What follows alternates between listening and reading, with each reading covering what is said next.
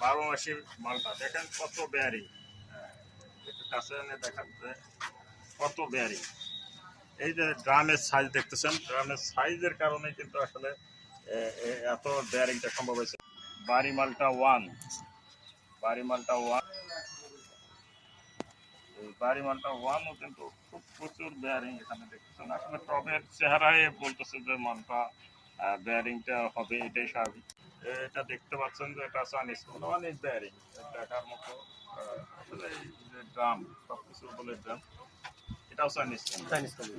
এখানে দেখেন অনেক আসলে ছাদে মানে পানি ম্যানেজমেন্ট, সার ম্যানেজমেন্ট, এই দুটো যদি আপনি করতে পারেন তাহলে কিন্তু বেয়ারিং ভালোই হবে। পিঙ্ক কালারের ড্রাগন ছাদে অনেকগুলো কিন্তু অলরেডিও তারা খেয়েছে এবং এখনো কিন্তু দেখছেন পাকা ড্রাগন এবং এখনো ড্রাগনের ফুল আসছে।